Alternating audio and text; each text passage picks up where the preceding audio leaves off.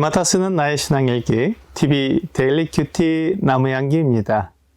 오늘은 여호수아 3장 7절에서 13절을 묵상하겠습니다. 여호와께서 여호수아에게 이르시되 내가 오늘부터 시작하여 너를 온 이스라엘의 목전에서 크게 하여 내가 모세와 함께 있었던 것 같이 너와 함께 있는 것을 그들이 알게 하리라. 너는 언약궤를 맨 제사장들에게 명령하여 이르기를 너희가 요단 물가에 이르거든 요단에 들어서라 하라. 여호수아가 이스라엘 자손에게 이르되 이리 와서 너희의 하나님 여호와의 말씀을 들으라 하고 또 말하되 살아계신 하나님이 너희 가운데 계시사 가나안 족속과 헷 족속과 히위 족속과 브리스 족속과 기르가스 족속과 아모리 족속과 여부스 족속을 너희 앞에서 반드시 쫓아내실 줄을 이것으로써 너희가 알리라. 보라, 온 땅의 주의 언약궤가 너희 앞에서 요단을 건너가나니 이제 이스라엘 지파 중에서 각 지파의 한 사람씩 12명을 택하라. 온 땅의 주 여호와의 궤를 맨 제사장들의 발바닥이 요단물을 밟고 멈추면 요단물 곧 위에서부터 흘러내리던 물이 끊어지고 한 곳에 쌓여 서리라. 하나님께서 이제 하실 일을 위해 지금까지 준비해 오셨습니다. 하나님께서는 지금까지 모세와 함께 하셨습니다. 하나님께서 모세와 함께 하시는 것을 여러 기적을 통해 보여주셨습니다. 모세는 우리와 같은 사람입니다. 모세는 기적을 일으킬 능력이 없는 평범한 사람이었습니다. 하지만 하나님께서 모세와 함께 계실 때 하나님이 하시는 놀라운 능력이 나타났습니다. 이것을 통해 이스라엘 백성들은 하나님께서 모세와 함께 계신다는 것을 알게 됩니다. 모세는 10가지 재앙을 통해 이스라엘 백성들을 애굽에서 나오게 했습니다. 이 10가지 재앙을 통해 모세가 이스라엘 백성들에게 높아지게 됩니다. 처음에는 애굽의 요술사들이 모세가 하는 재앙을 따라했지만 몇 가지 따라하지 못하고 이 재앙이 하나님의 권능이라는 것을 인정했습니다. 하지만 바로는 이스라엘 백성을 나가게 허락할 수 없었습니다. 이스라엘 백성들은 좋은 노동력이며 그들이 나가서 대적들과 연합하게 되면 애굽으로서는 매우 어려운 상황에 부딪히게 될 것이기 때문이었습니다. 하지만 모세는 10가지 재앙을 통해 결국 이스라엘 백성들을 애굽에서 건져냈습니다. 그리고 하나님의 인도하심을 따라 그들을 홍해 앞으로 이끌어 갔습니다. 그곳에서 이스라엘 백성들은 어디로 가야 할지 몰라 두려워했습니다. 앞에는 홍해 바다가 그들을 막고 있었고 뒤에는 바로의 전차가 쫓아오고 있었습니다. 그때 하나님께서 이스라엘 백성들에게 이렇게 말씀하셨습니다. 출애굽기 14장 31절은 이스라엘이 여호와께서 애굽 사람들에게 행하신 그 큰 능력을 보았으므로 백성이 여호와를 경외하며 여호와와 그의 종 모세를 믿었더라. 하나님께서 모세와 함께 하시는 것을 홍해를 갈라서 이스라엘 백성이 바다를 건너게 하신 것을 통해 보여주셨습니다. 하나님은 이스라엘 백성의 지도자를 백성들 위에 높이신 것입니다. 모세가 영광을 받음으로 하나님이 영광을 받으셨습니다. 모세의 말이 땅에 떨어지지 않으므로 하나님의 말씀이 땅에 떨어지지 않는 것을 보여주셨습니다.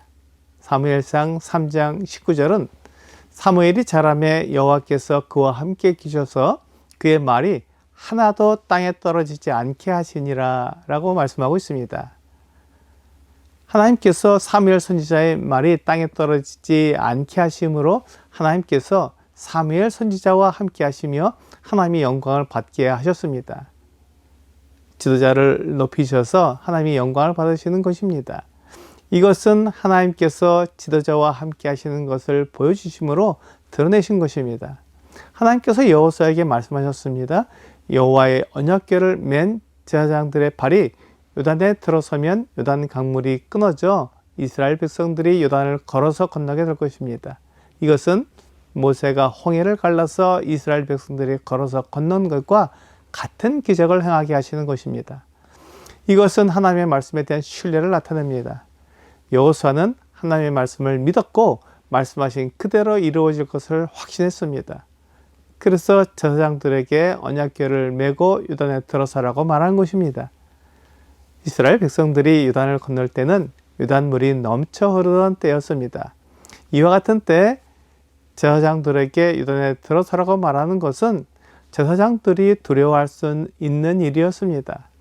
하지만 여호수아는 제사장들의 발이 물에 닿자마자 요단 강물이 멈춰서 끊어지고 한 곳에 쌓일 것이라고 말한 것입니다. 제사장들이 요단 가운데까지 들어가야 하는 것이 아니었습니다. 그들은 요단물을 밟는 것이 전부였습니다. 모든 것은 하나님께서 하실 일이었습니다. 그렇지만 하나님의 말씀을 믿는 것은 여호수아의 일이었고, 또한 여호수아의 말을 그대로 따르는 것은 언약궤를 맨 제사장들의 일이었습니다.